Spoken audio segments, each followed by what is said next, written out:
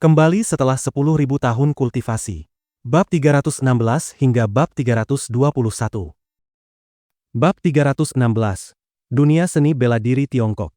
Ketika kabar tentang kematian Wang Zhongyan dan tewasnya dirinya menyebar ke Tiongkok, hal itu menimbulkan sensasi besar di seluruh dunia seni bela diri Tiongkok. Bagus. Tindakan Jiang Taichu menunjukkan kepada kita kekuatan kita. Setelah Cao Shixiong melihat laporan rinci tersebut, ia membanting meja dan berdiri, lalu berkata dengan gembira. Blue House pada awalnya adalah pasukan khusus yang memusuhi pemerintahan baru di Tiongkok. Pada masa itu, mereka telah membunuh banyak pejuang tingkat master demi kaum reaksioner, membuat banyak orang pucat ketakutan. Meskipun Blue House telah berevolusi menjadi perhimpunan Sinostar setelah puluhan tahun perubahan, akar mereka tetap sama. Selama bertahun-tahun, banyak master jahat dari Laut Selatan mengincar mereka, membunuh pejabat tinggi mereka, dan melakukan berbagai kejahatan. Sementara itu, Wang Zhongyan memiliki mimpi indah untuk membalas dendam dan menyapu seluruh alam seni bela diri Tiongkok. Hanya saja ia sedikit lebih sabar dibandingkan Lin Zhenyu dan terus mengumpulkan kekuatan sepanjang waktu. Hal itu membuat tentara Tiongkok dan dunia seni bela diri pusing. Dan pertempuran di puncak Everest juga merupakan ujian terhadap sikap perhimpunan Sinostar terhadap dunia seni bela diri Tiongkok dan militer. Kali ini, Jiang Taichu mengambil inisiatif untuk menyerang dan mengendalikan perhimpunan Sinostar. Bahkan dapat dikatakan ini adalah pertama kalinya hal semacam itu terjadi. Kakek, apakah sesuatu akan terjadi pada Jiang Tian? Aku mendengar bahwa ia tidak hanya menghancurkan Pulau Suo-Suo, ia juga membunuh banyak polisi benua bintang. Setelah meratakan seluruh keluarga Kuo, aku khawatir polisi Pulau Bintang atau pihak berwenang akan mengambil tindakan. Cao Jianjia bertanya dengan cemas. Pihak resmi benua bintang tidak akan bertindak seirasional itu. Cao Shixiong merenung sejenak lalu berkata, senjata termal konvensional tidak mampu melukai Jiang Tian, dan senjata pemusnah massal, di tempat sekecil benua bintang, bagaimana mungkin bisa digunakan? Ia tertawa, namun, hubungi Kementerian Luar Negeri dan segera beritahu pihak resmi benua bintang bahwa kita, Tiongkok, sedang memberikan perhatian ketat kepada Jiang Taichu. Jiang Taichu menindas keluarga Kuo secara frontal, membunuh patriark tua keluarga Kuo, Kuo Shihai, yang juga merupakan penguasa saat ini dari keluarga tersebut, serta membunuh Wang Zhongyan dari perhimpunan Sinostar. Berita itu menyebar hingga ke Hotel Hilton. Pai Rui Sisierdun, yang sedang memimpin rapat, tiba-tiba melompat berdiri dan berteriak dengan penuh kegembiraan. Dia benar-benar terlalu misterius. Terlalu kuat. Kita tidak perlu takut pada keluarga Kuo lagi. Kakak besar, ada apa? Zhenni terkejut. Banyak eksekutif lainnya juga kebingungan. Alasan mereka mengadakan rapat ini adalah untuk membahas bagaimana keluarga Hilton akan menarik diri dari pasar secara tertib. Hal itu karena penguasa lokal, keluarga Kuo, terlalu menakutkan, dan keluarga Hilton tidak mampu menahannya. Batalkan rapat, siapkan kapal pesiar mewah. Aku ingin mengundang pahlawan Tiongkok yang ajaib itu. Kata Pai Ruisi dengan penuh semangat. Di kamar tamu lantai bawah, Red Leaf yang juga telah menerima kabar itu tertawa. Sudah kubilang, Tuan Jiang pasti tidak akan kalah. Ya, sejak Tuan Jiang mulai berkultivasi, ia telah melalui kemenangan yang tak terhitung jumlahnya. Lengan dan kaki tua Wang Zhongyan, bagaimana mungkin bisa menjadi lawannya? Su Wenjie berkata dengan bersemangat. Hanya saja, metode Tuan Jiang terlalu tajam, bisa dikatakan secepat kilat. Ia menjatuhkan keluarga Kuo dalam semalam, bahkan meratakan panggung utama perhimpunan Sinostar. Kita bahkan tidak sempat menonton. Kata Master Tao Fang dengan sedikit penyesalan. Tiongkok, tanah leluhur pedang sekte patah di desa 5 harimau. Brengsek, Jiang Taichu terlalu overpower, dia bahkan membunuh Wang Zhongyan. Wang Zhongyan ini bahkan merupakan kultivator bela diri yang lebih kuat daripada Lin Zhenyu.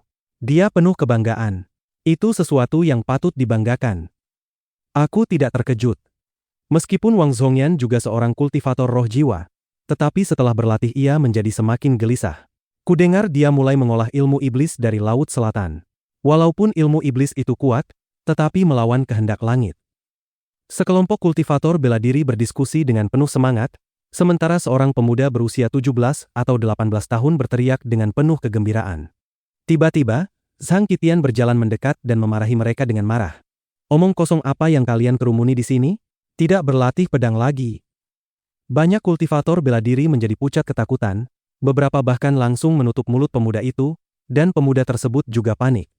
Zhang Qitian tersenyum kepada remaja itu lalu berbalik pergi. Setelah Zhang Qitian pergi, para murid di samping berkata, "Apa kau sudah gila? Tidak tahukah kau bahwa pemimpin sekte paling membenci Jiang Taichu? Dulu di Draconis, dia pernah dipukul jatuh oleh Jiang Taichu." Begitukah? Pemuda itu juga menundukkan kepalanya. Ia ketakutan tetapi tetap bertanya dengan bingung. Tapi mengapa dia tersenyum kepadaku? Apa mungkin dia tidak mendengarku dengan jelas? Tidak ada yang melihat bahwa Zhang Qitian dan Zhang Wendao telah dengan cepat tiba di aula leluhur klan dan mempersembahkan persembahan mereka. Zhang Qitian bersujud 9 kali kepada para leluhur dan berkata dengan suara bergetar oleh air mata. "Berkat perlindungan Tuan Jiang, akhirnya kita telah membalas hutang darah dan kebencian keluarga Zhang." Pemandangan seperti ini juga terjadi di banyak tempat lain di seluruh Tiongkok. Gunung Forong, Shen Mange bergegas masuk ke villa dengan penuh semangat dan berteriak, "Kakak King Er, Jiang Tian sudah menang." "Menang apa? Jangan lompat-lompat, lukamu baru saja sembuh." Zhao Sueking yang sedang bermeditasi tertawa dan berkata, "Jiang Tian sudah membunuh Wang Zhongyan dan mengendalikan perhimpunan Sinostar," kata Shen Mange dengan wajah penuh kebanggaan. "Benarkah? Itu luar biasa." Zhao Sueking bersorak dan melompat, lalu berkata dengan cemas, "Aku harus segera meneleponnya, melihat apakah dia terluka." Yanjing, markas kelompok naga. Banyak orang tampak murung. Seorang pria tinggi dan kekar berteriak dengan marah, "Sangat menjengkelkan. Lihat apa yang dikatakan orang-orang dunia seni bela diri. Mereka benar-benar mengatakan bahwa Jiang Taichu bahkan lebih kuat daripada lelaki tua dari guru besar. Dia adalah murid kepala Ye Zhantian, salah satu anggota dari 8 suku besar kelompok naga, Kuang Long. Di dalam kelompok naga, Ye Zhantian tanpa diragukan lagi adalah kekuatan nomor 1. Namun selain itu, masih ada jenderal roh dari alam mendalam, burung vermilion, naga azur, dan harimau putih, 4 jenderal roh yang setara dengan Ye Zhantian. Para murid dari 8 suku mengikuti tepat di belakang mereka. Pada dasarnya, hampir semuanya memiliki tingkat kultivasi di atas tahap kesempurnaan. Orang ini hanya mengenakan 2 lapis pakaian tipis di musim dingin ketika salju masih turun. Celana kamuflase tipisnya sama sekali tidak menunjukkan tanda-tanda takut dingin. Ia memperlihatkan urat dan ototnya yang menonjol seperti naga, memancarkan aura dominan dan ganas. Orang yang tidak tahu mungkin akan mengira bahwa ia hanyalah orang liar tanpa otak. Tetapi mereka yang memahami dunia seni bela diri Tiongkok pasti akan terkejut. Sky Dragon adalah seorang Grandmaster sekte luar pada tahap kesempurnaan, dan ia telah menguasainya hingga tingkat yang sangat tinggi. Kekuatan tempurnya sangat mengejutkan, dan dalam 23 misi yang ia jalankan, ia tidak pernah mengalami kekalahan. Namun temperamennya juga meledak-ledak. Melihat banyak orang di forum petarung Tiongkok membahas prestasi pertempuran gagah Jiang Taichu, dan kata-kata yang diucapkan seolah memandang Jiang Taichu lebih kuat daripada Ye Zhantian, ia tidak dapat menahannya lagi. Apa istimewanya itu? Jika Tuan Ye ingin bergerak, apakah Wang Zhongyan akan menjadi lawannya? Sekelompok orang itu hanya suka menjilat Jiang Taichu. Anggota lain dari 8 suku, Yaksha, berkata dengan dingin, "Jumlah kita di kelompok naga hanya 100 orang, tetapi kita ditugaskan untuk menekan kultivator bela diri jahat di negara kita dan melawan para ahli kuat dari luar negeri. Kita harus melakukan satu hal pada satu waktu." Dia sangat cantik, dengan alis indah dan mata Phoenix, tetapi ekspresinya dingin. Bahkan ada sedikit keganasan dan niat membunuh, dan dia juga seorang kultivator tahap kesempurnaan, pantas disebut seorang master. Hehe. Misi kita semuanya sangat rahasia dan tidak bisa diumumkan kepada publik. Tetapi banyak kultivator bela diri Tiongkok tidak peduli akan hal itu. Jika kita terus menunggu, wibawa kelompok naga kita akan tertutupi oleh Jiang Taichu ini. Anggota lain dari 8 suku, Phantom Sound, berkata dengan senyum pahit. Hal yang paling menyedihkan adalah, Jiang Taichu sekarang berada di peringkat ketiga dalam daftar tersembunyi versi CIA Amerika Serikat. Apa? Peringkatnya benar-benar melampaui Tuan Ye. Begitu kata-kata ini diucapkan, semua orang terkejut. Wajah mereka tampak tidak puas. Nama asli daftar tersembunyi adalah peringkat kekuatan global, yang dirilis oleh CIA setiap setengah tahun. Di dalamnya tercantum 20 orang terkuat dan paling menakutkan di planet ini. Hanya Badan Intelijen Papan atas dunia yang dapat mengakses situs tersebut dan melihat peringkatnya. Karena daftar itu diterbitkan dengan latar belakang hitam dan jarang terdengar, orang-orang biasanya menyebutnya daftar tersembunyi. Ini adalah peringkat kekuatan paling terkenal dan paling berwibawa, dan hanya para tokoh tingkat puncak yang dapat masuk ke peringkat atas. Sebagai contoh, penguasa Eropa, Yossi, pernah menempati peringkat pertama dalam peringkat kekuatan selama 10 kali berturut-turut. Di pihak Tiongkok, tokoh-tokoh seperti Huo Qingtian, Wei Feilong, dan lainnya yang sama-sama perkasa belum pernah masuk ke peringkat daftar tersembunyi. Lin Zhenyu pernah masuk 2 kali ke dalam 20 besar, sementara Wang Zhongyan dapat dihitung dengan satu tangan dan hanya berada di sekitar peringkat 20 atau 30 di posisi terbawah. Adapun Ye Zhantian, ia pernah beberapa kali berada di peringkat ke-8 dalam peringkat kekuatan. Inilah alasan mengapa semua orang merasa tidak puas. Berbicara tentang hal ini, Jiang Taichu baru muncul kurang dari 2 tahun, tetapi di mata CIA Amerika Serikat, kekuatannya sudah cukup untuk menekan Ye Zhantian yang telah mendominasi Tiongkok selama 20 tahun. Ini adalah sesuatu yang tidak dapat mereka terima. Oleh karena itu, misi untuk mencegat Qiao Bin kali ini harus berhasil. Pada saat itu, mengikuti sebuah suara lembut, seorang pria berpakaian hitam perlahan berjalan keluar dari sebuah ruangan. Tuan, Kepala Naga. Orang-orang dari 8 suku dan banyak elit kelompok naga semuanya membungkuk memberi hormat. Mereka semua berada pada tahap kesempurnaan, sehingga jika bertarung di dunia luar, mereka dapat menguasai suatu wilayah dan menjadi tokoh kuat seperti Huo Qingtian. Namun saat ini, menghadapi pria berpakaian hitam itu, mereka menunjukkan ekspresi yang sangat hormat, seolah para penganut melihat dewa. Karena pria ini adalah kepala kelompok naga, ahli nomor 1 yang diakui secara universal, pencipta peringkat ilahi Tiongkok, Ye Zhantian. Baiklah, semuanya, santai saja. Wajah Ye Zhantian seputih giok, alisnya setajam pedang menjulang ke pelipis, memancarkan aura gagah berani. Ia tertawa dan berkata, "Jangan iri, kebangkitan Jiang Taichu justru merupakan hal yang baik bagi kelompok naga." Tetapi Jiang Taichu tetap menolak bergabung dengan kelompok naga. Ini terlalu sombong, sama sekali tidak memberi Anda muka. Cao Jianjia mengerutkan hidungnya dan berkata dengan wajah penuh ketidakpuasan. Setiap orang memiliki ambisinya sendiri. Dia hanya tidak suka terikat. Ye Zhantian tersenyum tipis, lalu wajahnya berubah serius dan berkata, "Namun, Qiao Bin datang untuk Tiongkok kita. Jika kita tidak membunuhnya, wibawa kelompok naga akan merosot tajam."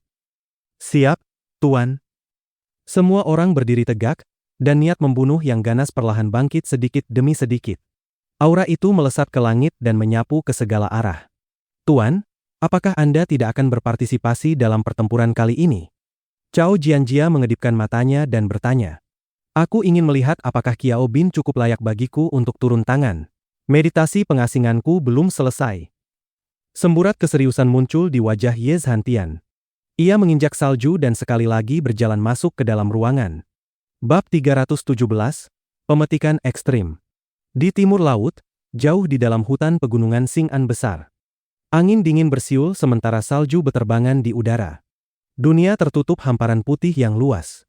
Tang Linglong, Cheng Tiantian, Tiran Dragon, Fox, dan banyak prajurit drakonis lainnya saat ini mengenakan seragam tempur putih, bersembunyi di hutan lebat. Mereka tampak seperti para pemburu yang menunggu. Mangsa muncul, menatap garis pertahanan yang sunyi dengan kewaspadaan tinggi. "Linglong, kerja bagus. 3 pengguna kemampuan aneh kelas B, tadi langsung kau bunuh dengan mudah." Fox berbisik dengan ekspresi kagum. Tang Linglong seolah tidak mendengar. Ia menggunakan teropong untuk mengamati tempat-tempat yang mungkin menjadi persembunyian musuh, lalu bergumam, "Awalnya kupikir selama aku fokus berlatih, aku akan bisa mengejarnya. Sekarang kekuatanku sudah sebanding dengan Grandmaster tahap kesempurnaan, tetapi dia sudah menundukkan Asia Tenggara ke tingkat lain, membuatku hanya bisa menatapnya dari jauh. Jaraknya semakin besar." Di sampingnya, ketika Cheng Tiantian mendengar ini, ia menghela napas rumit. Ia tidak tahu bagaimana harus menghibur atau membujuknya. Ia memahami perasaan rumit Tang Linglong terhadapnya, tetapi kata, "perasaan," telah membuat banyak pahlawan zaman modern terjebak di dalamnya, tak mampu melepaskan diri, apalagi Tang Linglong yang masih seorang gadis muda. Semoga dia tidak akan menjadi yang berikutnya. Namun dengan sangat cepat, Tang Linglong menegakkan kembali tekadnya. Dia telah membunuh Wang Zhongyan dan menginjak seluruh Asia Tenggara di bawah kakinya. Sebagai muridnya, aku tidak boleh mempermalukannya. Saat Cheng Tiantian merasa lega dalam hati, tiba-tiba Tang Linglong berdiri, mencabut pedangnya, dan berkata dengan serius, "Pengguna kemampuan aneh lain telah muncul. Ayo, kita injak mereka sampai mati." Dalam sekejap mata, ia melesat seperti anak panah yang terlepas dari busurnya, menyapu jejak salju dan menerkam beberapa titik hitam kecil di kejauhan. "Ya, Kapten! Bunuh!" Tiba-tiba, banyak prajurit bergegas keluar, darah mereka mendidih. Bukan hanya Tiongkok. Faktanya, semua tokoh kuat besar di seluruh dunia, terutama mereka yang pernah mengalami pertempuran besar, sangat terkejut. Ketika baru saja menerima kabar itu, Perdana Menteri Benua Bintang, Li Xianlong, bahkan membanting meja dan berteriak marah. Jiang Taichu ini terlalu tidak sopan. Berani menyerbu villa keluarga Kuo, berani membunuh polisi Benua Bintang kita. Apa dia mengira ini Tiongkok? Benua Bintang kita adalah negara yang diperintah oleh hukum. Kerahkan pengebom dan jet tempur untukku. Apa yang dikatakan Perdana Menteri sangat masuk akal. Tuan adalah penasihat negara Benua Bintang sekaligus pelindung kita, tetapi dia dibunuh begitu saja. Ini benar-benar keterlaluan. Seorang kampungan kecil dari daratan berani bertindak semena-mena di Benua Bintang kita. Dia sedang mencari kematian. Menurutku, rangkaian kejadian ini harus langsung didefinisikan sebagai aktivitas teroris tingkat 1, gunakan cara secepat kilat dan penindasan berdarah. Jika tidak, bagaimana Benua Bintang bisa berdiri sebagai sebuah negara, dan bagaimana rakyat bisa merasa aman? Para menteri kabinet di sekitarnya juga menyetujui sambil memikirkan rencana. Mereka semua panik dan geram, seolah Jiang Tian telah menggali makam leluhur keluarga mereka. Namun, Wakil Direktur Li dari kantor polisi segera menghentikan mereka dan berkata, "Perdana Menteri, harap berhati-hati. Jiang Taichu itu bukan orang biasa. Dia adalah seorang kultivator bela diri yang sangat kuat." Lalu kenapa kalau dia kultivator bela diri? Aku tidak percaya Jiang Taichu ini bisa menahan tembakan dari tentara modern kita.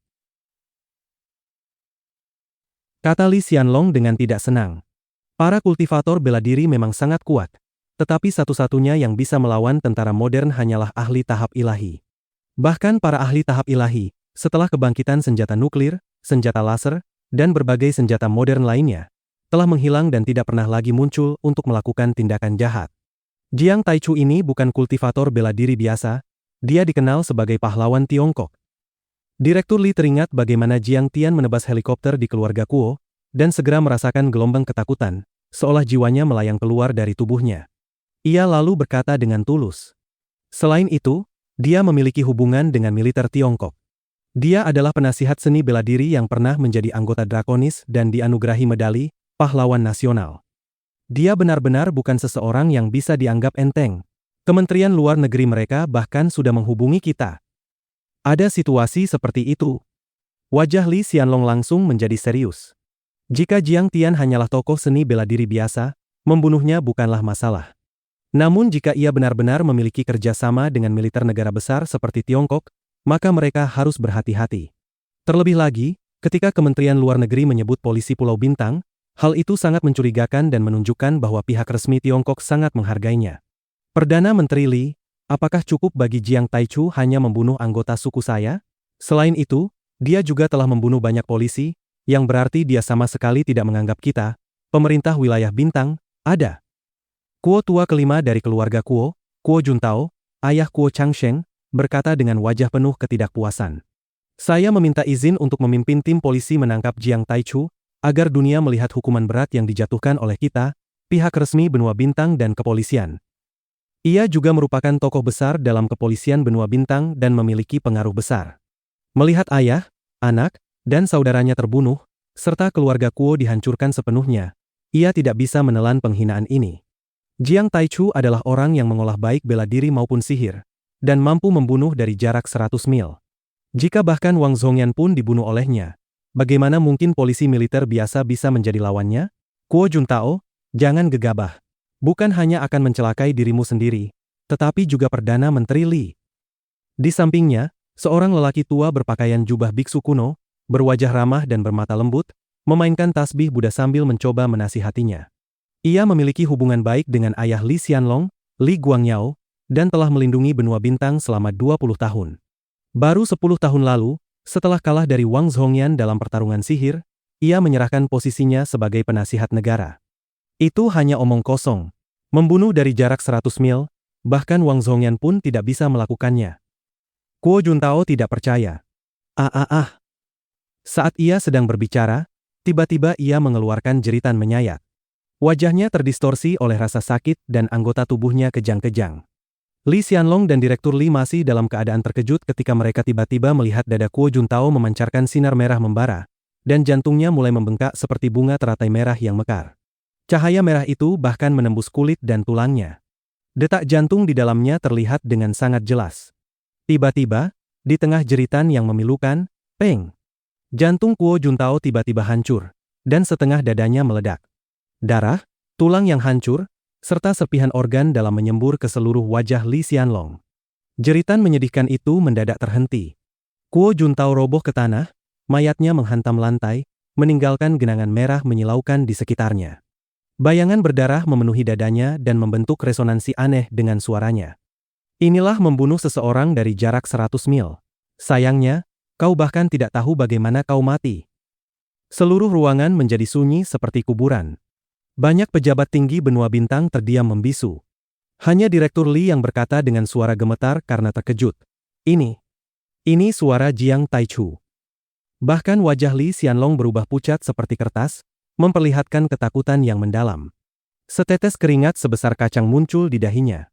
Kediaman dan kantornya dijaga oleh kelompok pengawal bersenjata lengkap, berani dan siap tempur, kendaraan anti peluru, serta pesawat khusus saat bepergian jauh. Namun Jiang Taichu ternyata mampu membunuh orang hanya dengan pikirannya dari jarak 100 mil. Membuatnya merasa mustahil untuk dipertahankan, sangat sulit untuk dihadapi. Apakah kita masih ingin menyerang Jiang Taichu? Sebuah suara bertanya setelah waktu yang lama. Tidak ada yang melanjutkan topik itu. Ruang rapat besar itu sepenuhnya sunyi, bahkan Li Xianlong tidak mengucapkan sepatah kata pun. Semua orang saling memandang. Tidak seorang pun berani mengangkat topik itu lagi. Aku khawatir Tuan Jiang sudah mencapai tahap ilahi, mampu menembus kebenaran dan mengucapkan hukum hanya melalui kata-katanya. Redship Mage tertegun cukup lama, lalu menghela napas dengan wajah penuh hormat dan berkata, Perdana Menteri Li, lebih baik menyelesaikan permusuhan daripada mengakhirinya dengan kehancuran. Dalam krisis selalu ada peluang. Menurut saya, mengapa tidak mengundang Tuan Jiang menjadi penasihat negara benua bintang? Tuan, apakah dia akan menerimanya? Aku agak takut untuk menghadapinya. Wajah Li Xianlong menjadi semakin pucat. Ia bergumam pada dirinya sendiri, suaranya serak saat bertanya dengan susah payah. Apa yang terjadi dilakukan oleh manusia? Orang tua ini bersedia mendampingi Perdana Menteri Li, jadi hal itu masuk akal. Redship Mage merangkapkan kedua tangannya dan berkata, saat insiden terjadi di kediaman Perdana Menteri, Jiang Tian sudah menetap di aula utama Perhimpunan Sinostar, mulai mencari dan membereskan dampak setelah pertempuran. Pertama, ia memerintahkan semua pendeta, tetua, penjaga, dan anggota lain Perhimpunan Sinostar, keturunan keluarga Wang, para budak, serta para pelayan wanita untuk berkumpul di tengah halaman. Segera setelah itu, peti-peti berisi peralatan sihir dibawa keluar. Perhimpunan Sinostar berasal dari masa Republik Tiongkok, memiliki sejarah puluhan tahun, terus-menerus menjarah tanpa henti. Sumber daya yang mereka kumpulkan begitu melimpah hingga memukau mata. Perhiasan, artefak giok, barang antik, lukisan terkenal, emas, dan perak sudah dianggap sekadar hiasan dan bahkan tidak dipamerkan. Jiang Tian tidak menghargai benda-benda itu. Yang jauh lebih ia hargai adalah ramuan obat dari herbal spiritual, serta berbagai sumber daya kultivasi lainnya. Wang Zhongyan benar-benar layak disebut kaisar tertinggi benua bintang. Jiang Tian mengambil beberapa sari giok dan tertawa. Sari giok adalah yang terbaik di antara semua jenis giok, jauh lebih berharga daripada giok jadite kualitas raja sekalipun. 4 buah sari giok saja sudah cukup bagi tokoh seperti Paddy Rivers dari kelompok Yamaguchi untuk mengejarnya habis-habisan dan menopang keluarganya selama beberapa tahun. Ini menunjukkan betapa berharganya benda itu. Namun sekarang, di sini ada setidaknya puluhan sari giok. Ternyata ada juga beberapa buah rosacea. Bunga rosacea akan memancarkan aroma paling alami dan paling memikat. Parfum terbaik di dunia pun akan kalah dibandingkan dengannya. Jiang Tian menemukan beberapa herbal spiritual yang disimpan di dalam botol giok dan tertawa. Jika nanti dibuat untuk Ibu dan King Er, mereka pasti akan menyukainya. Setelah memeriksanya sekali, Jiang Tian mengirim sebagian bahan artefak kepada banyak pembantunya di wilayah Selatan Lima Punggung dan Alam Seni Bela Diri. Setelah itu, ia memilih beberapa yang dapat digunakan dan memasukkannya ke dalam cincin penyimpanan, lalu memandang Pai Ruisi dan bertanya, Pai Ruisi, kau punya jet pribadi, bukan? Aku punya Gulfstream G650, dan juga bandara pribadi. Pai Ruisi melemparkan tatapan menggoda kepada Jiang Tian, tersenyum memikat, dan berkata dengan suara lembutnya. Jiang Tian melambaikan tangannya. Baiklah, Kalau begitu sisanya, kalian semua kemas dan kirim ke Tiongkok. Tidak boleh ada yang tersisa. Di bawahnya, Fan Tian merangkak di tanah, gemetar, lalu berkata dengan suara bergetar. Tuan Jiang, ini bukan semua peralatan sihir. Pencuri tua Wang Zhongyan itu memiliki ruang harta rahasia. Saya akan segera membawa Anda ke sana. Jiang Taichu, kau sudah keterlaluan. Aku akan bertarung sampai mati denganmu. Fan Tian, beraninya kau mengkhianati Tuan. Aku tidak akan pernah melepaskanmu. Di antara kerumunan yang berlutut, seorang lelaki tua tiba-tiba berdiri, mencengkeram lehernya sendiri saat ia melompat bangkit dan memaki. Bab 318, Rhododendron. Orang ini adalah putra kandung Wang Zhongyan, Wang Tiexin, dan juga seorang praktisi tingkat tinggi dengan tingkat kultivasi mendalam. Saat itu, melihat musuh bebuyutannya Jiang Tian menjarah seluruh harta langit dan bumi, ia hampir memuntahkan darah. Aku awalnya ingin melepaskan anggota klan keluarga Wang kalian. Bagaimanapun, pertarunganku dengan Wang Zhongyan tidak melibatkan kalian. Jiang Tian tertawa dingin, namun teriakanmu barusan mengingatkanku. Sepertinya kalian menyimpan kebencian mendalam. Lebih baik kubunuh semuanya. Apa? Kau berani memusnahkan seluruh klanku? Apakah kau masih manusia? Kau adalah iblis. Wang Tiexin sangat terkejut. Hehe, iblis? Kau bahkan tahu tentang kehidupanku yang kecil itu. Jiang Tian tertawa menyeramkan. Ia mengulurkan tangan kanannya dan meraih kehampaan, menghasilkan segumpal kabut darah dari tubuh Wang Tiexin. Kemudian ia melafalkan mantra, dan sebuah suara muncul dari dalam hatinya. Mantra kematian garis keturunan.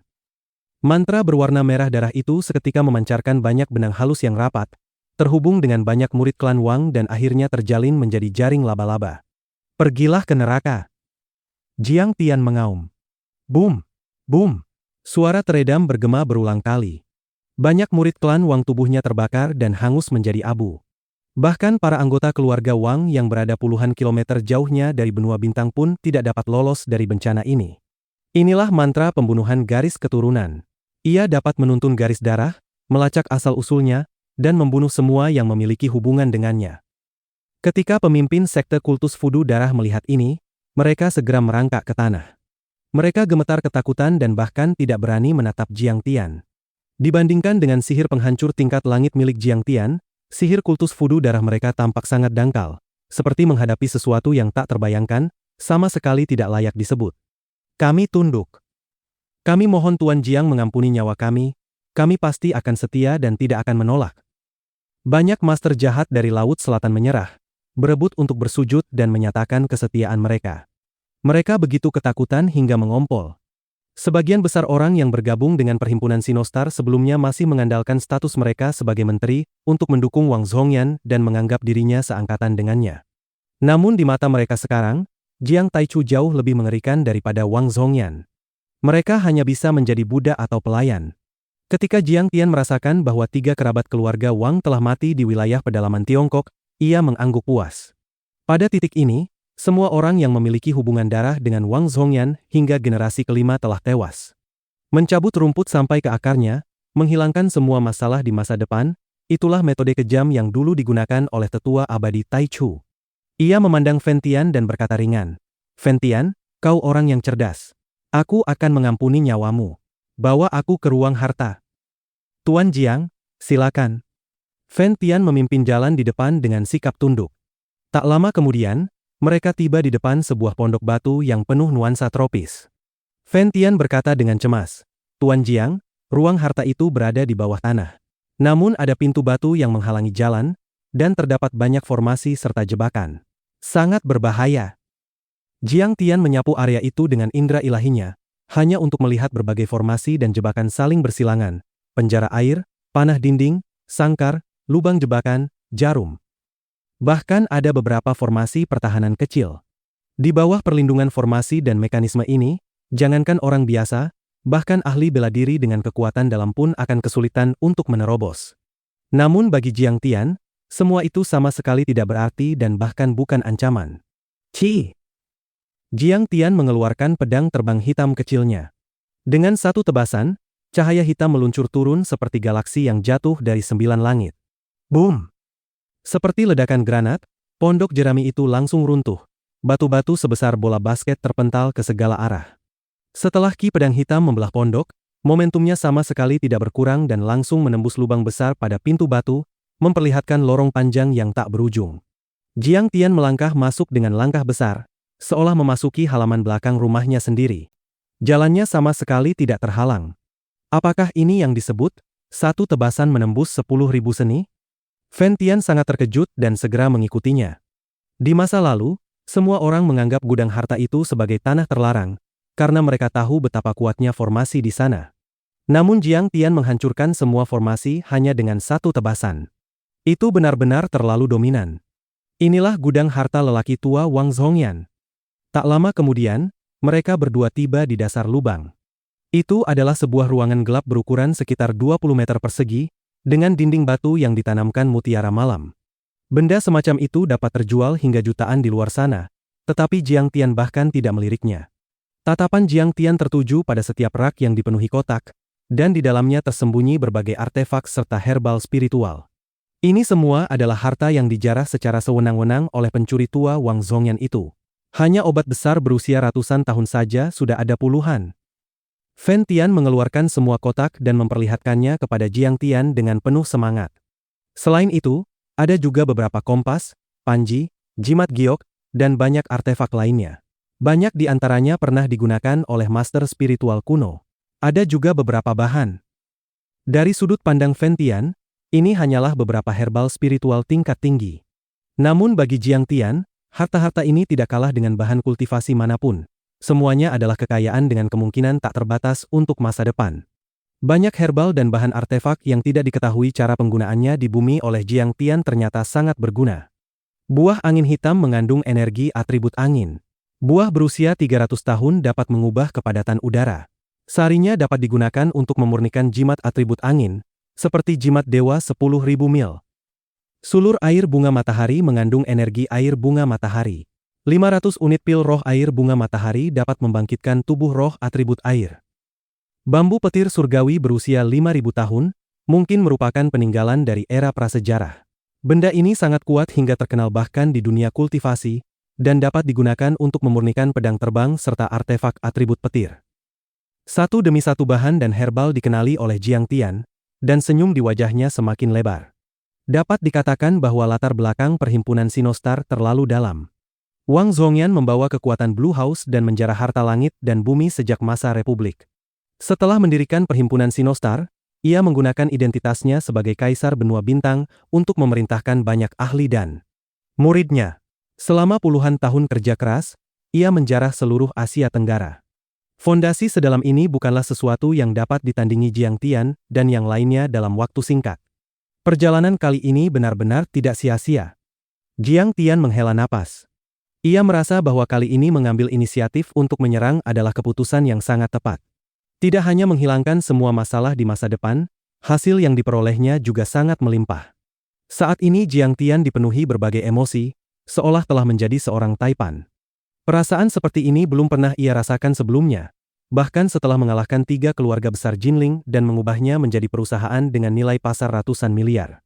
Bagaimanapun, puluhan miliar dolar terlalu mudah diperoleh bagi seorang kultivator, tetapi harta langit dan bumi ini tak ternilai harganya dan sangat langka. Jiang Tian bahkan menemukan beberapa telur kumbang pemakan emas. Jika telur serangga jenis ini berhasil dibudidayakan, itu akan menjadi senjata curang yang luar biasa, mampu melahap segala jenis logam. Peralatan magis atau senjata berbahan logam apapun yang berhadapan dengan serangga ini akan habis dalam hitungan menit. Sayangnya, telur serangga ini sudah terlalu lama gagal menetas. Kekuatan hidupnya telah terputus dan tidak lagi memiliki vitalitas. Apa ini? Saat Jiang Tian hendak meminta Fen Tian mengangkut semua harta itu kembali ke Tiongkok, kesadarannya tiba-tiba menyapu sebuah batu seukuran telur emas. Di dalam batu itu terdapat Qi Gengjin yang sangat kuat dan tajam. Tuan Jiang, maksud Anda batu ini? Oh, batu ini memang sangat aneh. 20 tahun lalu, saya menemukannya dari sebuah pohon besar berusia 1000 tahun di pulau terpencil di Pulau Suo-Suo. Fen Tian menjelaskan dari samping, pohon itu sangat mirip dengan pohon sauna benang emas, juga dikenal sebagai pohon pemakan manusia. Menurut legenda, setelah 100 tahun ia dapat berjalan dan bergerak, bahkan memangsa manusia dan binatang. Ketika si bajingan tua Wang dan saya pergi ke sana, kami menemukan bahwa pohon itu sudah tersambar petir hingga mati. Namun kami menemukan batu aneh ini di dalam abu, jadi kami membawanya kembali. Ia menggelengkan kepala, guru saya mengira ini semacam sari giok atau giok spiritual.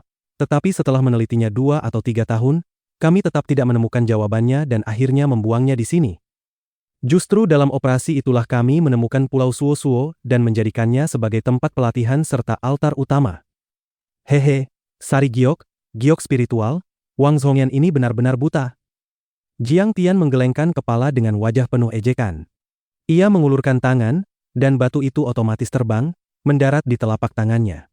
Jiang Tian memegang batu itu dan berkata sambil tersenyum, "Ini adalah rhododendron." Kayu emas? Inti spiritual? Apa itu? Fen Tian kebingungan. Kayu emas adalah kayu ilahi yang mengandung unsur logam dalam jumlah besar. Setelah melewati kesengsaraan petir, ia akan memperoleh kecerdasan dan dapat bergerak bebas. Ia bahkan mampu mengambil wujud manusia, terbang di langit dan menyusup ke dalam bumi, menjelajahi samudra luas, serta hidup puluhan ribu tahun. Jiang Tian tersenyum tipis dan berkata, sedangkan inti spiritual setara dengan inti emas yang terbentuk setelah seorang master spiritual kuno tercerahkan dan menjadi abadi. Itu adalah kristal energi spiritual yang terbentuk dari penyerapan ki spiritual langit dan bumi, hidup dari angin dan embun, sekaligus merupakan esensi kehidupannya. Jadi legenda-legenda itu benar, bukan mitos. Fen Tian berkata dengan suara terkejut, pohon bisa berlari, memiliki kecerdasan, hidup lebih dari 10.000 tahun, bukankah itu berarti bisa menjadi dewa? Kayu ilahi memiliki roh. Apa anehnya? Segala sesuatu memiliki roh, hanya saja kekuatan rohnya berbeda. Jiang Tian menimbang rhododendron di tangannya dan berkata dengan acuh tak acuh. Jika kau menyebutnya dewa, itu tidak sepenuhnya salah. Namun tepatnya, ia adalah iblis pohon, seorang kultivator iblis. Bisa dianggap sebagai abadi iblis. Potongan rhododendron ini, meskipun hanya sebesar telur, memiliki berat yang luar biasa, bahkan jauh lebih berat daripada logam. Selain itu, dengan kilatan cahaya emas, Jiang Tian merasakan melalui kesadarannya bahwa energi spiritual kayu emas berdenyut dan berfluktuasi di dalamnya. Rhododendron adalah bahan terbaik untuk menciptakan tubuh logam. Tubuh fisik atribut logam kebal terhadap pedang dan tombak, tidak merasakan sakit, sehingga sangat kuat. Namun seperti semua hal, kelebihan juga disertai kekurangan, membangun kembali tubuh logam sangatlah sulit. Melihat rhododendron di tangannya, pikiran Jiang Tian berputar cepat dan ia sudah memiliki rencana. Dalam metode paling sederhana di dunia kultivasi, yaitu tubuh baja berlapis tembaga, seseorang harus berendam dalam air tembaga, meminum perak dan merkuri, menelan emas dan pasir, dan baru bisa berhasil setelah puluhan bahkan ratusan tahun. Namun rasa sakit seperti itu bukan sesuatu yang bisa ditahan orang biasa, bahkan jenius kultivasi pun sulit menanggungnya. Sangat mudah membuat kultivator mengalami penyimpangan energi dan kehancuran roh. Sekarang dengan adanya rhododendron, situasinya berbeda. Energi spiritualnya bertipe logam, berfokus pada pembunuhan, tetapi juga disertai energi spiritual kayu. Ia dapat menutrisi dan sangat mudah diserap serta dimurnikan. His eyes gradually become determined. I am still in the mortal embryo of body now, so basically, I have no spiritual roots. To put it bluntly, I cannot compare to oing rs unsuliet phoenix very body, and I can't even compare to many people with good aptitude. Bab 319, Liburan Tropis. Saat Jiang Tian sedang berpikir, Fen Tian bertanya dengan rasa ingin tahu, Tuan Jiang, untuk apa Anda menggunakan inti spiritual ini? Kau tidak perlu mengkhawatirkan itu. Rahasia semacam ini tentu tidak mungkin diperlihatkan Jiang Tian kepada orang lain. Setelah memanggil rhododendron itu, ia melayang keluar dari ruang harta. Tuan Jiang, banyak peralatan sihir sudah dikirim ke Tiongkok dengan pesawat pribadi. Anda bisa tenang.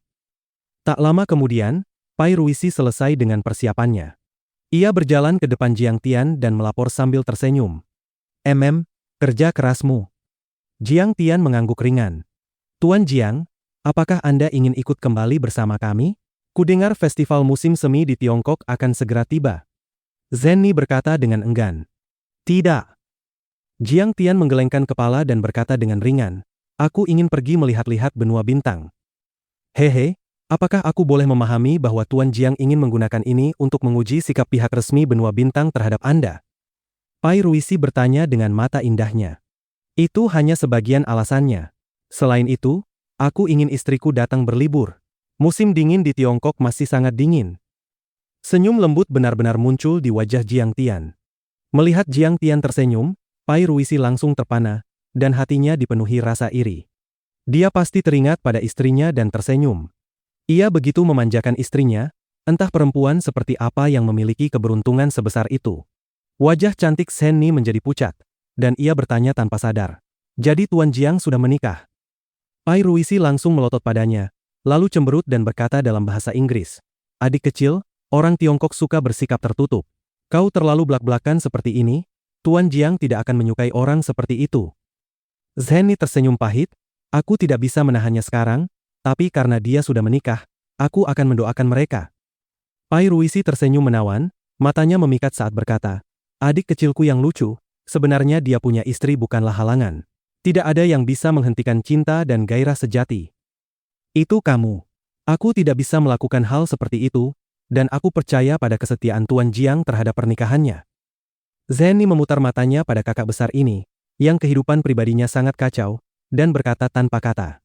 Kalian sedang membicarakan apa? Tanya Jiang Tian, merasa sedikit murung.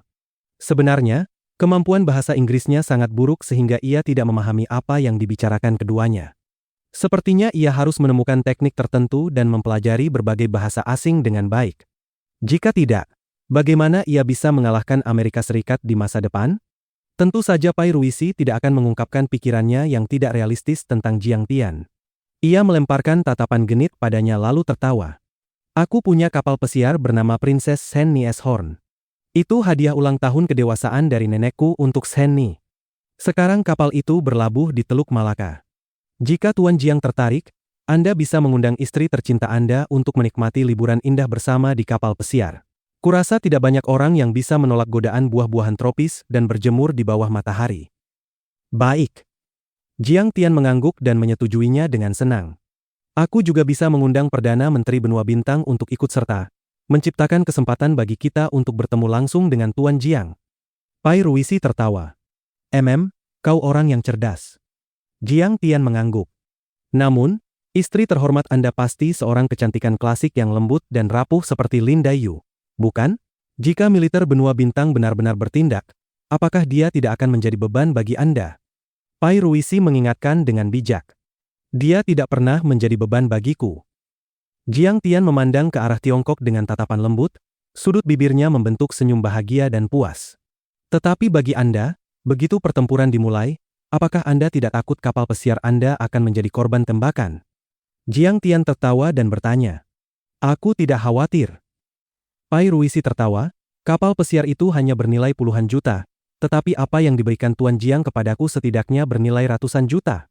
Jika harga satu kapal pesiar saja bisa membuatku menjadi teman Tuan Jiang, kurasa tidak ada transaksi yang lebih menguntungkan di dunia ini.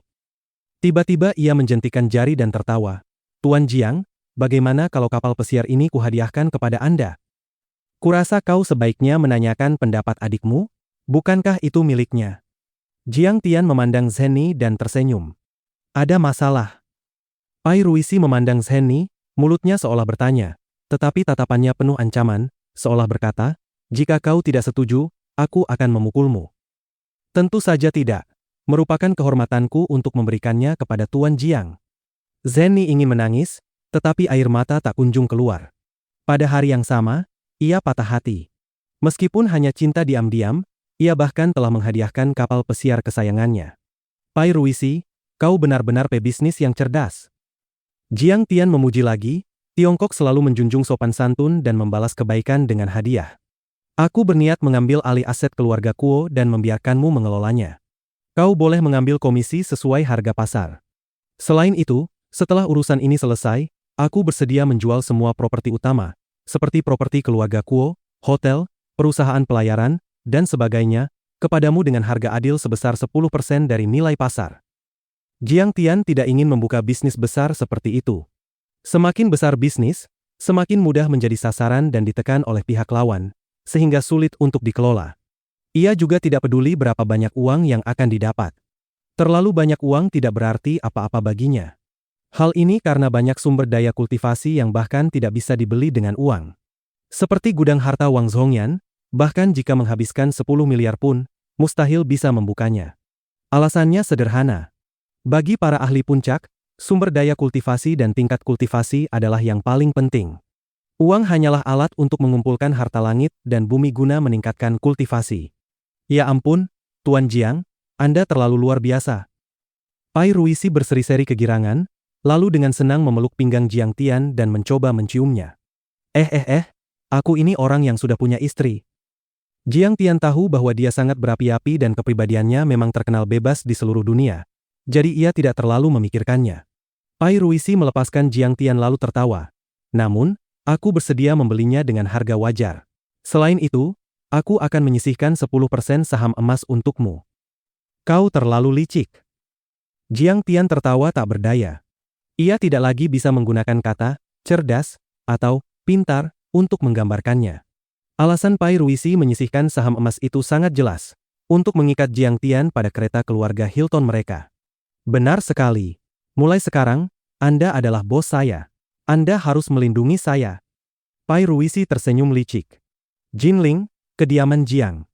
Tua dan muda berkumpul bersama. Festival musim semi akan segera tiba. Petasan dan kembang api sesekali meledak dari kediaman keluarga Jiang, memenuhi suasana dengan nuansa perayaan. Tahun ini, keluarga Jiang berkembang pesat, mengalahkan 3 keluarga besar Jinling. Produk baru grup Raja Obat langsung populer, berbagai obat khusus didistribusikan ke seluruh negeri, dan nilai pasar terus meningkat. Bahkan Jiang Chao yang kurang berbakat pun membuka restoran dan menghasilkan beberapa juta per tahun, membuat bibi kedua sangat bahagia. Tidak bisa dipungkiri, grup Raja Obat memiliki terlalu banyak urusan untuk ditangani. Mengapa sepupu belum kembali juga? Aku sangat merindukannya. Di luar halaman, di samping ladang gandum yang tertutup salju, Jiang Wan-er yang sedang mengisap permen lollipop menarik King Er sambil bertanya dengan wajah penuh harap. Ia sangat menyukai King Er karena sepupu iparnya ini begitu hebat. Bahkan tanpa pemantik, ia bisa menyalakan kembang api hanya dengan menjentikan jari. Dia sedang berjemur di Nanyang dan tidak peduli pada kita, tidak punya hati. Entah apa yang dia pikirkan. King Er bercanda. Karena sepupu selalu memberi angpau paling besar, kata Jiang Wan-er dengan jujur. Memangnya sebesar angpau sepupu? King Er tersenyum lembut. Dengan lambaian tangan, setumpuk uang kertas besar seratusan jatuh dari cincin penyimpanan, membentuk wujud kelinci kecil. Seajaib ini. Luar biasa. Jiang Wan-er tercengang, lalu bertanya dengan penasaran. Kakak ipar, ini semua uang tahun baruku. Ambil saja. King Er terkikik. Sepupu memang yang terbaik.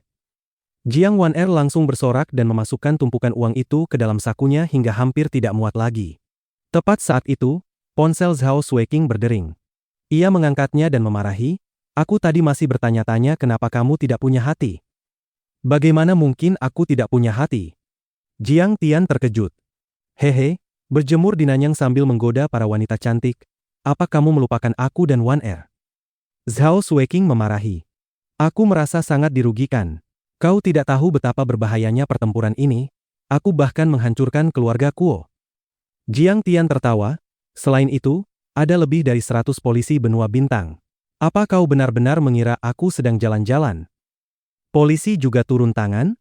Berapa yang tewas? Lebih dari 20? Wah, kamu sudah jadi apa yang mereka sebut teroris. King Er sedikit khawatir dan menghela napas. Pihak resmi benua bintang tidak akan membencimu, kan? Tidak akan menyerangmu, kan? Apakah kau butuh bantuanku? Kurasa tidak mungkin. Kalau mereka benar-benar ingin bertindak, tidak mungkin menunggu sampai sekarang. Lagi pula, kalaupun mereka bergerak, aku sama sekali tidak takut. Jiang Tian tertawa, tapi kau harus datang ke sini. Ceka, kamu malah tidak takut.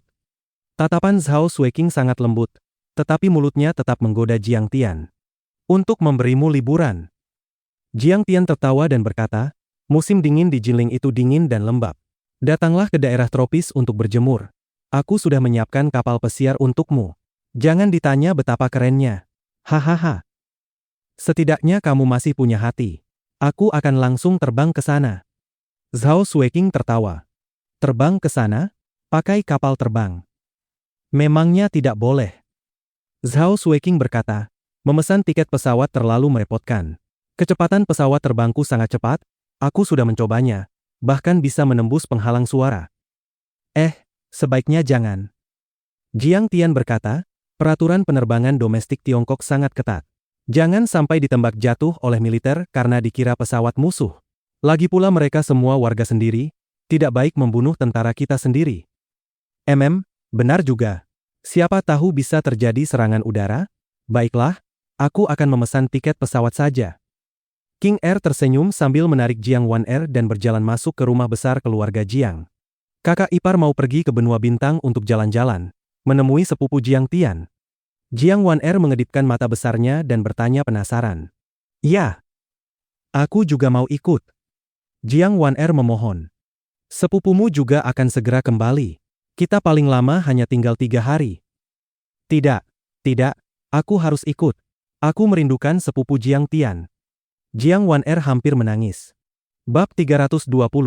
Penasihat Negara untuk Penobatan Benua Bintang. Ia baru berusia sekitar 5 atau 6 tahun, seperti boneka kecil yang lucu. Mata indahnya dipenuhi air mata, dan penampilannya yang begitu menyedihkan membuat siapapun sulit menolak. Baiklah, kakak ipar akan membawamu jika ibumu mengizinkan, ya? King Er berjongkok dan mencubit pipi kecilnya sambil bertanya. Sepupu memang yang terbaik. Air mata gadis kecil itu langsung berubah menjadi senyum. King Er sudah kembali. Halo, kakak ipar. Orang-orang yang menemani kakek di ruang tamu semuanya berdiri dan menyapa King Er dengan hormat saat melihatnya masuk. Jiang Banxia buru-buru memberi tempat duduk di dekat kakek. Bukan hanya Jiang Chao dan yang lainnya, bahkan bibi besar dan yang lain pun tampak gugup dan penuh hormat. Sebenarnya, keluarga Lin hanya keluarga kelas 3. Dahulu mereka agak memandang rendah King Er. Namun sekarang berbeda. Ia adalah istri Jiang Tian, kepala keluarga Jiang. Dialah yang membuat keluarga Jiang yang hampir runtuh kembali makmur dan terkenal di Jinling. Sebagai istri Jiang Tian, siapa yang berani tidak menghormatinya? Selain itu, sekarang ia juga seorang kultivator. Tidak berlebihan jika dikatakan bahwa terbang di langit atau menembus bumi baginya seperti seorang abadi yang hidup. Saat keluarga Jiang diserang oleh kekuatan gelap dahulu, dialah yang mampu membalikkan keadaan. Tidak perlu sungkan, mari kita mengobrol. King Er tidak terbiasa dengan sikap hormat mereka yang sedikit gemetar, seolah ia adalah makhluk yang menakutkan. Ia mengangguk dan tersenyum kepada semua orang, lalu berjalan ke kursi di samping kakek dan duduk. Kemudian ia berkata sambil tersenyum, "Kakek, Jiang Tian ingin aku pergi ke benua bintang Nanyang untuk menemaninya berlibur. Dan aku." Jiang Wan Er menunjuk dirinya sendiri, takut tidak ikut dibawa. Ah, dia tidak pulang untuk festival musim semi. Kakek tampak sedikit kehilangan. Tentu saja King Er tidak akan mengungkapkan bahwa Jiang Tian telah membantai banyak orang di Asia Tenggara, sehingga ia berkata, dia bukan ingin bersenang-senang, tetapi ingin membahas beberapa hal terkait kerja sama bisnis. Oh, apakah Jiang Tian ingin membawa grup Raja Obat kita ke Asia Tenggara? Kakek menanggapinya dengan serius, seolah menghibur dirinya sendiri. Ia kemudian tersenyum, pemikiran Jiang Tian tidak buruk. Di wilayah Asia Tenggara ada banyak orang Tionghoa, dan penerimaan terhadap obat herbal sangat tinggi. Pasarnya relatif mudah dibuka. Wah, kali ini kita menuju grup Raja Obat tingkat global. Jiang Banxia langsung bersemangat. Zhao Sueking tidak mengatakan apa-apa. Kakek segera menyatakan dukungannya dan tertawa. Pergilah, cepat pergi. Kalian anak muda punya urusan sendiri. Bekerja keras untuk karir jauh lebih penting, tidak perlu menemaniku, orang tua ini. Baiklah, kakak Ziwei. Tolong pesan tiket pesawat untukku. King Er memandang Ye Ziwei dan tersenyum. Ye Ziwei segera menelepon sekretarisnya. Setelah kembali, ia tertawa, tidak ada penerbangan langsung ke benua bintang. Harus transit di kota Yang. Kalau begitu bagaimana kalau kita sekalian lewat Songhai? Dulu aku kuliah di universitas di Songhai, kebetulan bisa bertemu beberapa teman sekelas. King Er berpikir sejenak lalu tersenyum. Ye Ziwei menjawab dan segera menyelesaikan semuanya. Adapun Jiang Tian, begitu panggilan berakhir, Pai Ruisi langsung tertawa. Tuan Jiang, kabar baik. Red Ship Mage sebelumnya dan Perdana Menteri Li Xianlong meminta untuk bertemu dengan Anda. Mereka sudah berada di luar pulau. Mengapa itu kabar baik? Mereka ingin Tuan Jiang menjadi penasihat negara benua bintang. Pai Ruisi berusaha menahan kegembiraannya saat berkata. Ia merasa bahwa ia telah memasang taruhan yang tepat, bahwa berinvestasi pada Jiang Tian adalah keputusan paling cerdas dalam hidupnya. Biarkan mereka masuk. Tubuh Jiang Tian berkelebat. Ia telah tiba di aula utama dan muncul tiba-tiba seperti dewa. Yang rendahan memberi salam kepada Tuan Jiang. Wajah Li Xianlong dipenuhi rasa hormat dan ketakutan. Ia tidak berani mengatakan sepatah kata pun, menundukkan kepala, bahkan tidak berani menatap langsung ke mata Jiang Tian. Red Ship Mage membungkuk hormat, biksu miskin ini memberi salam kepada Tuan Jiang. Ada apa? Jiang Tian berbicara singkat dan padat. Kami bersedia memuja Tuan Jiang sebagai penasihat negara Benua Bintang. Setelah Tuan Jiang menjadi penasihat negara kami, Benua Bintang akan memperoleh sekutu penting. Semua harta langit dan bumi di Benua Bintang akan disediakan bagi Anda. Dengan kebijaksanaan Tuan Jiang, kami yakin Anda tidak akan menolak. Red Ship Mage berlutut di tanah dan berkata dengan penuh hormat. Benua Bintang akan mengadakan upacara penganugerahan besar. Banyak pejabat pemerintah dan tokoh penting Benua Bintang akan berpartisipasi. Selain itu, seluruh aset keluarga Kuo juga akan menjadi milik Tuan Jiang. Li Xianlong juga membungkuk dalam-dalam dan menambahkan dari samping. Apakah kau pikir hanya dengan Benua Bintang, penguasa tanah pil ini, dengan harta langit dan bumi dari negara kecilmu, kau memiliki kualifikasi untuk bekerja sama denganku? Apapun yang ingin kuperoleh, bukankah aku bisa datang dan mengambilnya sesuka hati? Jiang Tian memperlihatkan senyum mengejek. Kemudian, di bawah tatapan Li Xianlong yang ketakutan, ia berkata ringan, "Ingat, kalian bukan sekutuku, melainkan budakku. Memang kalian memiliki kekuasaan, tetapi aku memegang hidup dan mati kalian semua." Kami mengerti. Li Xianlong tidak mampu menahan tekanan besar itu dan langsung berlutut di tanah. Namun, karena kau, Li Xianlong, cukup tahu diri dan tidak memprovokasiku, aku akan memberimu posisi penasihat negara. Ini bukanlah upacara penganugerahan besar, mengapa aku membutuhkan gelar dari penguasa negara kecil seperti kalian? Secepat mungkin, lakukan besok pagi. Istriku akan tiba besok malam. Aku ingin menemaninya. Jiang Tian tersenyum tipis dan perlahan berjalan menuju pintu aula. Kami akan mematuhi semua perintah Tuan Jiang.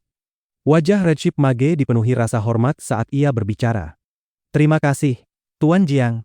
Terima kasih, Tuan Jiang. Ini adalah keberuntungan bagi keluarga Li kami, keberuntungan bagi rakyat, dan keberuntungan bagi Benua Bintang. Baru setelah Jiang Tian berjalan keluar, Li Xianlong menyadari bahwa punggungnya gemetar dan seluruh tubuhnya telah basah oleh keringat. Keesokan harinya, King Er terbang dari Jinling ke Zhonghai melalui bandara internasional. King Er menggenggam tangan kecil Jiang Wan Er dan berjalan keluar dari bandara. Ia naik taksi dan langsung menuju Universitas Huadong. Zhonghai, sebuah kota tingkat pertama, hanya berada di bawah ibu kota Yanjing. Dalam hal kemakmuran dan perkembangan ekonomi, kota ini jauh melampaui Jinling, bahkan ibu kota provinsi di wilayah selatan Lima Punggung pun sedikit tertinggal. Dulu, Zhao Xueqing datang ke kota yang ramai ini hanya dengan membawa tas sederhana di punggungnya. Hatinya dipenuhi rasa kagum dan hormat. Namun sekarang, semua itu terasa biasa saja, tidak layak disebut. Hatinya tenang dan damai. Sebagai seorang kultivator, keadaan batinnya memang telah berubah. Tetapi ketika memikirkan Universitas Huadong, ia masih merasakan sedikit harapan. Ini adalah alma maternya, tempat ia menghabiskan 4 tahun kehidupan kampus yang tak terlupakan. Di toko kue manis Sweet Cake Sweets di sisi timur gerbang sekolah. Sebuah SUV Mercedes-Benz merah terparkir di depan pintu. King Er menarik tangan kecil Jiang Wan Er dan masuk ke dalam toko. Seorang manajer toko menyambut dengan hangat. "Selamat datang, Anda ingin memesan apa?" "1 jus buah segar." "Ya." "Wan Er, kamu mau apa?" "Aku mau es krim. Susu segar." Seorang gadis modis yang duduk membelakangi Zhao Xueqing di dekat pintu, begitu mendengar suaranya, segera berlari dan memeluk King Er sambil tertawa gembira. "King Er, kamu datang." "Kak Su, aku akan pergi ke Benua Bintang untuk perjalanan bisnis. Aku mampir menemuimu karena transit di Zhonghai." Zhao Xueqing tersenyum, lalu melirik kartu identitas di dada jas kecilnya dan berkata sambil tersenyum, "Kamu sudah menjadi asisten ketua dewan di Zicheng Investment." Ia pernah mendengar tentang perusahaan ini sebelumnya. Mampu disejajarkan dengan Redwood Capital yang terkenal. Perusahaan ini dikenal sebagai SoftBank lokal Tiongkok. Ya, sekarang toko Sweet Cake Sweets sudah membuka lebih dari 10 cabang di Zhonghai dan menjadi merek kue serta dessert nomor 1. Kak Su menarik King Er untuk duduk lalu tertawa. Yerba juga sudah menarik diri dari Sweet dan kini memiliki kekayaan bersih 200 juta. Sedangkan aku dan beberapa senior tim akan mengikuti Yerba untuk memulai usaha baru. Platform baru itu adalah Zicheng Investment ini. Kak Su sangat cantik, bertubuh tinggi dengan fitur wajah halus. Rambut hitam sebahu yang lurus memberinya kesan segar. Di Zhonghai, menjadi asisten ketua di perusahaan investasi besar berarti gaji tahunan di atas 1 juta. Dalam standar kota Zhonghai saat ini, ia sudah termasuk pekerja kerah emas. Namun ketika Yerba disebut, wajahnya langsung dipenuhi rasa hormat, matanya berbinar seperti bintang kecil, seolah penggemar fanatik yang bertemu idolanya. Jadi investasi Zicheng ternyata berasal dari Yerba. Zhao Xueqing tertegun sejenak, lalu mengangguk sambil tersenyum. Dia memang bukan orang biasa. Pada akhirnya dia tetap ingin mengejar karir yang lebih besar. Ya, dulu Kak Ye masih mahasiswa tingkat akhir, sedangkan aku masih mahasiswa pasca sarjana. Kak Su tertawa, namun kemudian aku baru tahu, ternyata dia adalah cucu Ye Qide. Pelayan membawa 2 gelas jus buah segar dan 1 es krim susu segar untuk Jiang Wan-er. Zhao Xueqing menyesap jusnya lalu sedikit tertegun. Apa? Dia ternyata cucu Ye Qide? Buku teks ekonomi pasar kami disusun oleh Profesor Ye Qide. Zhao Xueqing adalah mahasiswa jurusan keuangan di Universitas Huadong, sehingga bagi mahasiswa bidang ini, Ye Qide bisa dikatakan seperti sosok dewa. Pada awal masa reformasi dan keterbukaan. Sebagai dekan Fakultas Manajemen Ekonomi Universitas Huadong, ia mengemukakan teori ekonomi pasar berciri khas Tiongkok, seperti guntur musim semi yang meledak di daratan, menghindari perdebatan ideologis dan memberikan arah yang jelas bagi reformasi ekonomi negara. Kemudian ia bahkan masuk ke lingkar inti di Yanjing dan menjadi penasihat ekonomi penting bagi keluarga Deng, memberikan banyak saran bagi pembangunan ekonomi Tiongkok serta memberikan kontribusi yang tak terhapuskan. Setiap langkahnya mampu mengubah nasib suatu industri atau wilayah. Ia bahkan dapat memberikan kuliah kepada para pemimpin tertinggi di Departemen Pemerintahan. Banyak pejabat provinsi dan tokoh kaya dalam daftar terkemuka adalah muridnya, sehingga ia dijuluki guru para penguasa dalam dunia ekonomi Tiongkok. Benar sekali, Ye Haon terlalu rendah hati. Kalau orang lain punya latar belakang seperti itu, bukankah mereka sudah menyombongkannya ke seluruh dunia? Wajah Kak Su dipenuhi kekaguman saat berkata, tetapi Haon tidak pernah membicarakan hubungan guru dan murid itu. Bahkan dalam pekerjaannya ia tidak pernah memanfaatkannya. Aku juga baru tahu sekitar setahun lalu saat kembali ke kampus untuk reuni. Itu pun dari Presiden Li fakultas kami. Bahkan beliau sendiri sebelumnya tidak tahu identitas Ye Haon. Oh, jadi dia ternyata sehebat itu. Zhao Xueqing berkata terkejut. Kamu tidak tahu? Kamu tidak pernah berhubungan lagi dengannya. Kak Su tampak terkejut. Melihat Zhao Xueqing mengangguk, ia cemberut, kamu benar-benar tidak punya hati. Dulu Ye Haon sangat baik padamu. Kalau bukan karena dia, kamu bahkan tidak akan bisa melanjutkan kuliah. Itu memang benar, tetapi... Zhao Xueqing tersenyum pahit. Bisa dikatakan bahwa Zhao Xueqing selalu sangat berterima kasih kepada Ye Haon. Namun setelah lulus universitas, ia langsung menikah dengan Jiang Tian. Bab 321. Kekecewaan Ye Haon. Zhao Xueqing adalah beban yang ditinggalkan oleh istri Zhao Hucheng. Ayahnya sebelumnya agak bersikap dingin padanya, dan biaya kuliahnya pun sering terputus-putus. Jangankan membeli kosmetik, kadang ia bahkan tidak punya uang untuk membeli pakaian. Saat itu, ketika ia masih mahasiswa tingkat akhir, Ye Haon sudah menjadi mahasiswa senior dan telah mendirikan merek Swite Sweet. Ia membuka beberapa cabang di kawasan kampus dan di seluruh Zhonghai. Ketika Zhao Xueqing datang ke Universitas Huadong untuk melamar pekerjaan, biasanya mereka tidak merekrut karyawan. Namun setelah mendengar kesulitan Zhao Xueqing, Ye Haon merasa iba dan langsung mempekerjakannya. Selain itu, selama di universitas, Ye Haon merawatnya dan banyak membantunya. Ia bahkan menjadikannya manajer toko, dan gaji yang diberikan juga tidak rendah. Berkat pekerjaan sambil belajar itu, Zhao Xueqing dapat berdiri teguh di Zhonghai dan menjalani kehidupan yang layak, menyelesaikan studinya tanpa hambatan. Tidak hanya itu, Ye Haon juga mengajarkan banyak cara mengelola bisnis dan bahkan membantu mengubah kepribadiannya yang dulu penakut dan rendah diri. Setelah lulus, kehidupan tidak lagi sesederhana saat di kampus. Setiap orang memiliki kesulitannya masing-masing. Kak Su tidak bertanya lebih jauh. Ia tiba-tiba tersenyum misterius dan berkata, namun, King Er, tahukah kamu bahwa Ye Haon sebenarnya menyukaimu? Apa yang kamu katakan? Aku hanya gadis desa dari tempat kecil seperti Lin Zhou. Bagaimana mungkin dia menyukaiku? Zhao Xueqing sama sekali tidak percaya. Kamu tidak tahu. Suatu kali saat hujan deras, dia melihatmu di toko tanpa payung, menunggu hujan reda di bawah pohon di pinggir jalan. Lalu dia bertanya padaku apakah aku punya payung. Aku bilang punya. Dia bilang akan memakai payungku dan menitipkannya padaku, lalu dia berlari keluar, menutupi tubuhmu dengan jaketnya, dan mengantarmu kembali ke kampus sambil kehujanan. Kak Su berkata sambil tersenyum. Hehe, memangnya kenapa? Siapa tahu dia memang suka hujan. Ekspresi Zhao Xueqing tampak sedikit tidak wajar, tetapi ia tetap tersenyum tipis. Dia memang orang yang sangat baik, berwawasan luas dan berkemampuan luar biasa. Ia orang yang sopan dan tepat dalam bersikap. Dulu ia adalah tokoh berpengaruh di kampus, disukai banyak mahasiswi, dikenal sebagai senior paling tampan. Sekarang ia menjadi pengusaha besar, dipandang sebagai raja berlian dan simbol kesuksesan. Namun jika Ye Haon tidak pernah secara jelas menyatakan perasaannya, bahkan jika benar demikian, Zhao Xueqing tetap tidak akan menyesal memilih Jiang Tian. Di dalam hatinya, tidak ada yang bisa menandingi Jiang Tian. Mungkin kamu lebih baik, lebih anggun dan percaya diri, latar belakang keluarga serta kemampuanmu luar biasa, tetapi aku tidak mencintaimu. Zhao Xueqing tidak lagi menanyakan hal-hal tentang Ye Haon. Kak Su kemudian mulai memamerkan kehidupannya.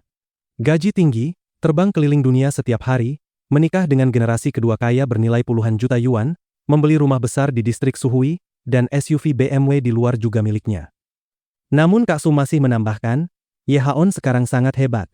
Kalau dulu kamu bersamanya, kamu pasti sudah terbang ke dahan tinggi menjadi burung phoenix. Ayahnya sekarang menjabat sebagai wali kota Zhonghai, dan dia adalah pemimpin para putra mahkota di Zhonghai. Investasinya sangat cerdas. Dia khusus bergerak di modal ventura, berinvestasi pada perusahaan teknologi tinggi, lalu mengemasnya untuk melantai di bursa Hong Kong dan luar negeri. Nilainya pasti puluhan miliar. Bisnis seperti ini benar-benar seperti merampok uang. Kamu tahu saham Penguin, kan? Dia memiliki 10% saham di perangkat lunak pesan instan terbesar di Tiongkok, dan katanya akan bisa go public dalam 5 tahun. Terakhir kali aku menemani Yerba bertemu seorang tokoh kaya di Yanjing untuk membahas kerjasama. Saat jamuan makan, putra orang kaya itu mencoba melecehkanku. Yerba langsung menamparnya. Tebak apa yang terjadi? Kamu pikir orang kaya itu akan marah besar? Salah. Dia begitu ketakutan sampai hampir menangis, bahkan memaksa putranya meminta maaf padaku. Padahal orang itu sangat berkuasa. Pamannya pernah menjadi pejabat tingkat wakil negara, dan dia juga langganan daftar orang terkaya versi Forbes. Ia terus mengatakan bahwa Ye Haon pasti diam-diam mencintai Zhao Xueqing selama bertahun-tahun, dan sangat menyesalkan bahwa Zhao Xueqing telah melewatkan kesempatan bersama Ye Haon. Sementara Jiang Wan'er sedang makan pencuci mulutnya, ia berkata dengan nada meremehkan, "Bibi Su, itu tidak baik, kan? Kakak ipar sudah menikah." Ah, siapa dia? Kak Su sedikit terkejut lalu tertawa. Ini sepupu suamiku, namanya Jiang Wan'er. Dasar anak nakal. Orang dewasa sedang bicara, jangan menyela. Kak Su mencubit pipi kecil Jiang Wan'er hingga gadis itu memutar matanya kesal. Melihat Zhao Xueqing menjadi agak dingin, Kak Su tertawa dan bertanya, "Kamu sudah menikah, ya? Bagaimana? Bahagia?" Suamiku baik. Dia juga sangat baik padaku." Zhao Xueqing tersenyum. "Sudah menikah? Sayang sekali." Kak Su sebenarnya juga pernah mendengar bahwa pernikahan Zhao Xueqing tidak terlalu bahagia, tetapi sebelumnya ia pura-pura tidak tahu. Zhao Xueqing melihat waktu lalu tersenyum. "Baiklah, Kak Su, pesawatku sebentar lagi berangkat. Kita lanjutkan lain kali. Aku akan mengantarmu." Kak Su segera berdiri dan mengantar Zhao Xueqing keluar. "Tidak perlu. Kamu masih jam kerja. Maaf sudah merepotkan. Aku naik taksi saja." Zhao Xueqing berkata agak sungkan sambil tersenyum. "Tidak merepotkan." Kak Su tersenyum lalu mendorong Jiang Wan'er dan Zhao Xueqing masuk ke mobil. Setibanya di Bandara Internasional Zhonghai. Melihat Kak Su mengeluarkan tiket pesawat dan boarding pass, Zhao Xueqing langsung tertegun, "Kenapa kamu juga?" "Hehe, sebenarnya aku juga harus pergi ke benua bintang untuk perjalanan bisnis, bersama Ye Haon." Kak Su tersenyum licik, "Kamu menantikannya, kan?" "Menantikan apa?" Zhao Xueqing mengernyit. "Tapi aku cukup terkejut. Kebetulan sekali." Kak Su memutar matanya ke arahnya dan berpikir dalam hati, terus saja berpura-pura. "Suamimu yang tak berguna itu, bisakah kamu benar-benar melupakan perasaanmu pada Ye Haon? Dulu kamu selalu mengikutinya kemana-mana, dan sekarang dia sudah melangkah ke tingkat yang jauh lebih tinggi." Mereka tiba di gerbang keberangkatan. Sekelompok generasi kedua kaya berkumpul mengelilingi seorang pemuda tampan dan tinggi, berbincang dengan gembira. Ayah Ye Haon adalah pejabat senior di Zhonghai, sementara kakeknya adalah pakar ekonomi seperti Ye Qide. Undang-undang sekuritas pertama di Tiongkok bahkan diawasi dan disusun olehnya sendiri. Investasinya di berbagai industri menghasilkan imbal hasil majemuk tahunan hingga 100%, sehingga wajar jika ia sangat dihormati oleh lingkaran pertemanannya. Topik pembicaraan mereka pun sangat kelas atas, terutama mengenai sektor industri, peluang dan risiko pasar baru Asia Tenggara, rencana pencatatan saham di Hong Kong atau Amerika Serikat, dan sebagainya. Zhao Xueqing tidak langsung maju menyapa. Ia berdiri di samping dengan kepala sedikit menunduk sambil menggoda Jiang Wan-er. Ia bahkan mendengar seorang generasi kedua kaya berkata bahwa Ye Haon membeli villa tepi laut senilai 300 juta dan menghabiskan puluhan juta lagi untuk membeli kapal pesiar. Salah satu dari mereka berkata dengan nada iri, "Tahun ini Zicheng Investment milikmu mendapat banyak perhatian, dan bahkan berencana memperluas bisnis ke Asia Tenggara? Itu akan menjadi raksasa finansial internasional." Ye Haon tertawa, "Ayahku tidak punya kekuatan sebesar itu. Aku hanya partner. Kalian tahu profesor keuangan besar itu? Mereka sekarang ingin mengembangkan Asia Tenggara dan mendirikan sekolah untuk membangkitkan sektor keuangan di sana. Dia junior kakekku di Amerika Serikat yang pernah menjadi peneliti tamu. Mengajakku bergabung hanyalah proyek kecil." Di belakang mereka duduk sekelompok pria parubaya di kursi, dengan seorang lelaki tua berambut putih di tengah.